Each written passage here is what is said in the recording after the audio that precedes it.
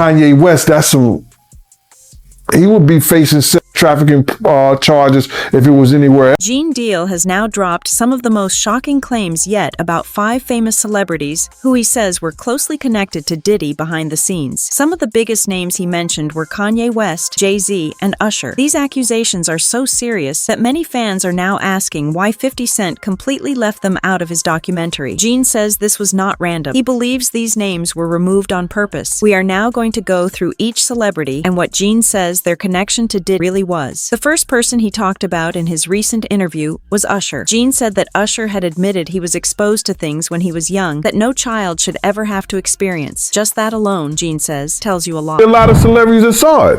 There's probably a lot of look at Usher. What Usher say? I seen some things I shouldn't have been seeing at that age. What does that tell you? That he's seen some things. He was around some things when he was young that he shouldn't have been at a Diddy party. So that's going to show you that there's certain things that are happening that's going on that here this kid was saying he shouldn't even seen it. According to Gene, Usher was placed in adult situations that were not safe or appropriate, especially in the environment Diddy was running. Gene then made an even more disturbing claim. He said that something happened between Diddy and Usher that was so serious, it ended with Usher being rushed to the hospital. Gene says this was never properly talked about, and most will have no idea how bad it really was. A certain feeling, and I felt a certain way when Usher got on Shay Shay. And I don't mean to mention other people's platforms, but he got on Shay Shay and he mentioned how great and how good Puff taught him and everything. You know what I'm saying? About the business. Right? I know, and people know, that was around that in that time that Puff and Usher did have a situation. And that situation led Usher to the hospital. Now I let Usher explain that to y'all. I let Usher tell that story. But how dare you say a man that groomed you gonna give him a pass? Bro, you know I know. Gene also pointed out that Usher has hinted about this situation in past interviews without ever explaining it fully. Because of that, Gene says it is strange that Usher later went on to defend Diddy and speak highly of him. If Diddy really hurt when he was young, why would he protect him now? That question, Gene says, is very telling. Let me reframe you on something. Remember Usher? We was at the Swiss Hotel. Puff had Kim in the room. Had one of Keith Sweat's baby mothers in the big room outside the master bedroom. He came outside in his robe. She gave him a fellatio right there. His back was turned to me. She gave him a fellatio. You knocked on the door. I came and opened the door for you. Puff went in the room. You came in the room and kissed that girl dead in the mouth. Now I'm telling that because you taking up for somebody that you know and a lot of more people know didn't do you right. When you was at Diddy. Gene then shared something he personally witnessed from that time. He said he saw things with his own eyes that made it clear that Diddy's environment was dangerous, especially for young artists who were just trying to make it. He believes the documentary hid the worst part, the incident that sent Usher to the hospital, because it would have changed everything if the public knew. I heard about some music executive from the industry back in Harlem. You know, I heard it from some music executives back in Harlem. And I'm not going to speak on their name. They doing programs and everything like that. And they may be doing something, they may speak on it themselves. But I heard it from some music executives. What did you hear? Bro, you know how people be talking and we was around some people, something like that. And then some people might say, yo, I don't F with that dude. And at the time, I didn't even know who the F Usher was. You know what I'm saying?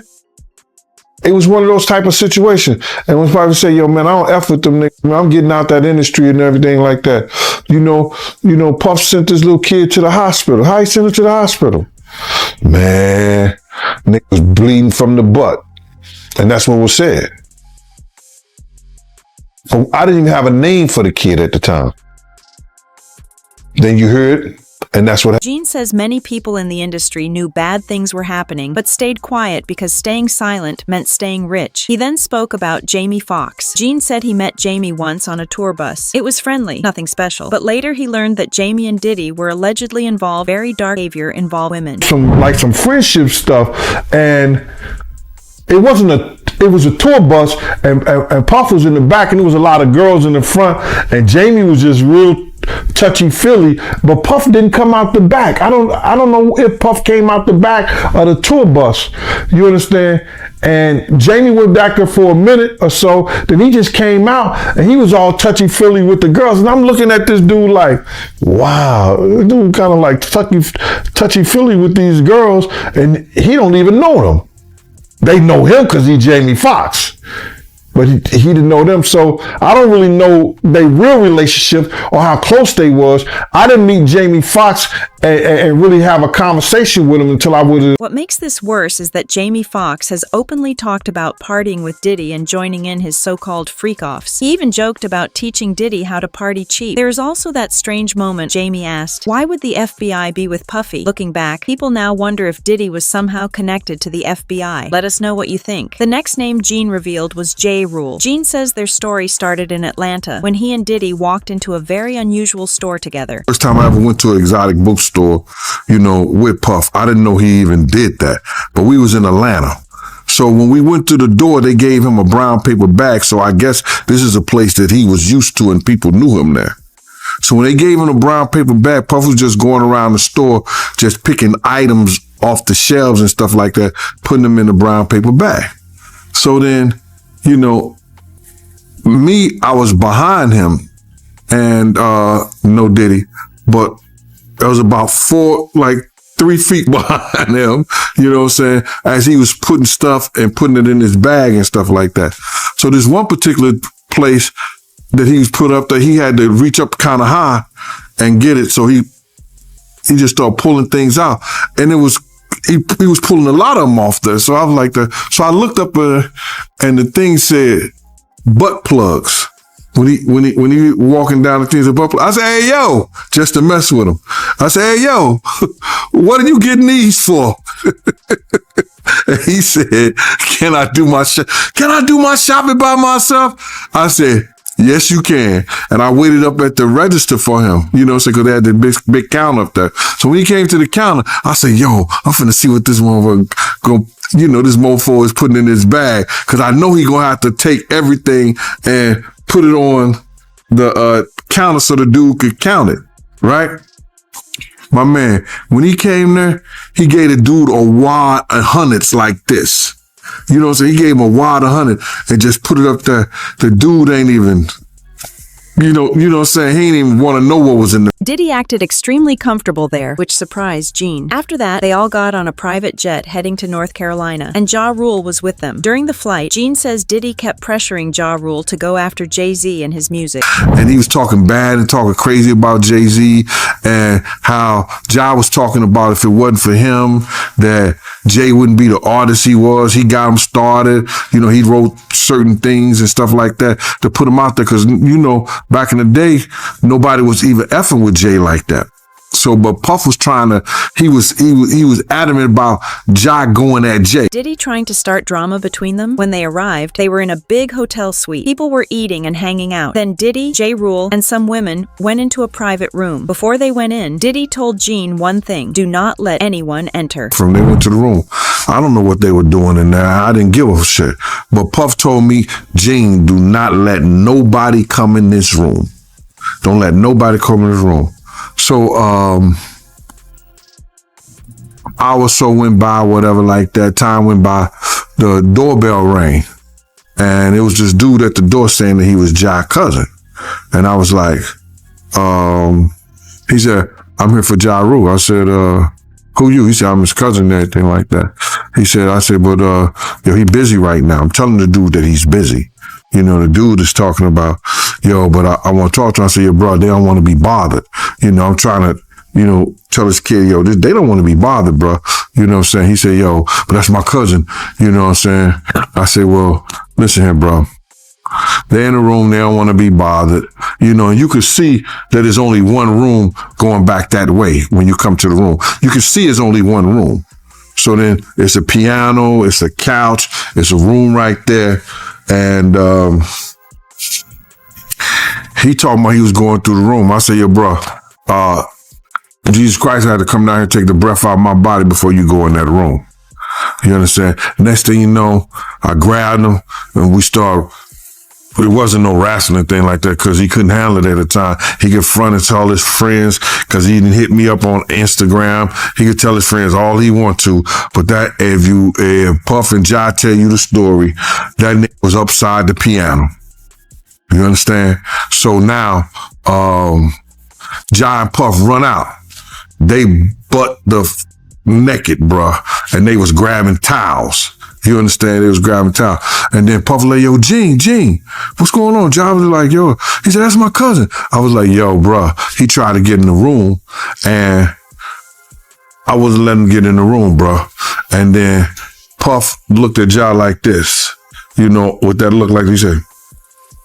And then, Jai said, you don't want to be up in that room because there was a whole lot of freaking shit going. Gene believes Diddy was using that moment to influence Ja Rule's career. He says Diddy often put people into uncomfortable situations to control them. Whether Ja Rule will ever speak up remains unknown. The next big name was Jay-Z. Gene says Jay-Z and Diddy were not just casual friends. They were business partners trying to control the rap industry, especially East Coast hip-hop. He and Puff was given an assignment. And that was to destroy East Coast rap.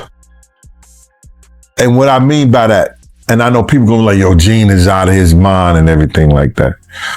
Check this out, brother. Is that New York rappers was getting 800 to 1.2 million, or some larger than that, and sign with labels back then. And they was getting a lot of money to make albums and records. When they had guys down south that these labels was paying $250,000, $300,000 on record deals, and these guys was bringing back platinum albums and everything like that. So what they had to do was they had to keep New York rappers down. That's one reason, other than the Irv Gotti shit that 50 was going through and the poison they was putting in about 50, he had to go elsewhere to California or with Jay and not with Dre and Eminem to get a deal. They did not want East Coast rappers to get big. They were suppressing all new artists that was coming out of New York. Jay and Diddy was doing that. That's why when I heard your story, because I knew this for a long time, but when I heard Dame Dash that Jay wouldn't sign off on nothing, Jay wouldn't do this and Jay would that, because he couldn't let a Cameron blow up. He couldn't let an East Coast rapper like Beanie Siegel blow up. Because him and Diddy was giving that deal, we got to keep these East Coast rappers down. Because down south rappers, Gene says record labels wanted Southern artists to win because they were cheaper. So instead of supporting New York rappers, they held them back. This is why 50 Cent struggled so much in the beginning. He had to leave New York just to get a fair chance, which is why he still dislikes both Jay-Z and Diddy. So they was placed to destroy the East Coast rap. And then along came a somebody. They was about to bring East Coast rap back. And there's nothing they could do about it. And this kid was finna put East Coast on the map just like Big did. And this is after 50. And that was Papa Smoke. Pop Smoke. That was Pop Smoke. Let me just tell you something, man. 2 weeks before Pop Smoke died, K Slay, who heard this from the industry, that knows that happens in the industry, set Pop Smoke and his people down and gave them a jewel. He said, y'all gonna have to protect him with his life, with y'all life. Y'all gonna have to protect him with y'all life. Cause he know Pop Smoke was about to bring rap back to the East Coast. And what happened? Pop Smoke ended up dead. Now, I ain't trying to say that's some kind of conspiracy and maybe some other shit was going on or this, that, and the third. But brother, he had that conversation with K Slay 2 weeks before he was murdered.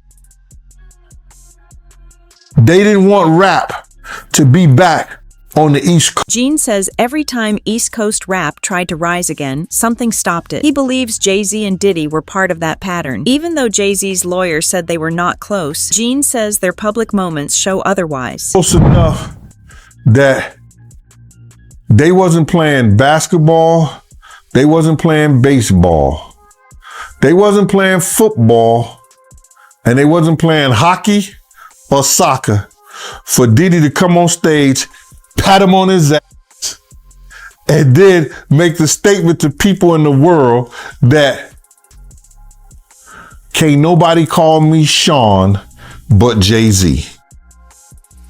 Now, I don't know what kind of statement, and I can't say, I wish I could say half a homo, but I know I can't say it, but I don't know what kind of half a homo that is. And you trying to say that you're not close to somebody. You coming on stage, patting them on their ass, and then you making a broad statement to the public, can't nobody call me Sean but Sean Carter. And I heard Jay-Z said the same. Gene also claims their relationship was personal. He says they joked about their love lives and even had white girlfriends at the same time. They were so close that they had matching white girls together. Because when they used to see each other, they used to say, yo, how your skinny white girl doing? He'd be like, yo, how your skinny white girl doing? So I guess that's a certain type of closeness. I ain't know anything about that, man. I ain't know about, Jay touching his, ass. I got to go see the video. I ain't hear about that. Come on, man. Everybody's seen that. 50 even pointed it out. Excuse me. When they was in ATL on stage. Remember when 50 bum rushed the stage with them? Yeah, I think I recall that. When Puff came on stage, first thing he did was pat Jay-Z on that. But I forgot. That's your favorite rapper. Hey, him and Pockets 1A, 1B. But what's your issue with Jay, man? I didn't know you had an issue with him. I'm never a fan of somebody that I was gonna knock out. And then we was at the, it was me, him, Ashley Kushner, Puff and them. We was all at the Nets game together, and he didn't even remember none of it. I don't expect him to remember, but I remembered. You understand? And he told Puff, he said, yo, Puff, yo, I heard about that Gene right there. That Gene got a mean left. Oh, you said that Gene a knocking out. Then he gonna come up to me and say, man, you look like, man, you a tearing ass up. And I said to himself, I said, yo, no Diddy. Pause. Whatever. I said, he don't even remember. I was about to knock him the F out. He didn't even remember. He said to me to Laura. That's how these guys. Finally, Gene talked about Kanye West. Kanye used to publicly attack Diddy, but suddenly he was standing beside him. Gene thinks Kanye is scared he could be next. He also talked about Jane's Las Vegas trip, where Kanye and his wife invited her, and something terrifying happened. The timing is suspicious. Kanye's name appears in court, and the next day he shows up for Diddy. To Gene, that looks planned. So the big question remains, why did 50 Cent leave all of this out of his documentary? Drop your thoughts in the comments. If you want real celebrity stories and behind-the-scenes truth, make sure you subscribe to Haley Reporter, like this video, turn on notifications, and share it so more people can see what's really going on. And don't forget to leave your thoughts in the comments.